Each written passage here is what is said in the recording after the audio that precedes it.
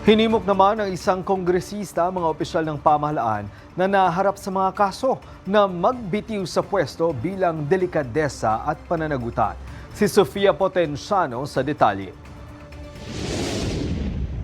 Market manipulation, insider trading at misleading public disclosures. Ilan lang ito sa mga kasong inihain ng Securities and Exchange Commission laban sa Villar Land Holdings Corporation, maging sa ilang miyembro ng pamilya Villar. Kabilang sa mga pinangalanan sina dating Senador Manny Villar at Cynthia Villar, gayon din ang mga nakaupong senador na sina Mark at Camille Villar. These are not light accusations. These are not paperwork violations. These are not simple accounting mistakes.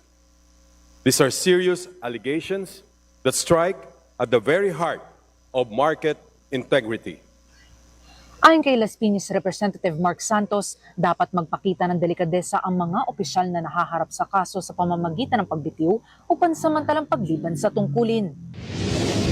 Because the moment we allow powerful names to escape accountability, we send a dangerous message that there is one law for the rich and another law for everyone else. And that cannot be the Philippines we want.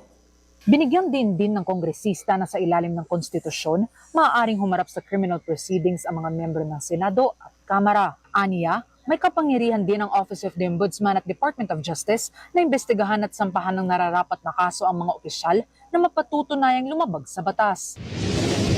The same law must apply. No exemptions, no special treatment, no sacred cows. Because justice that favors the powerful is not justice at all. It is privilege.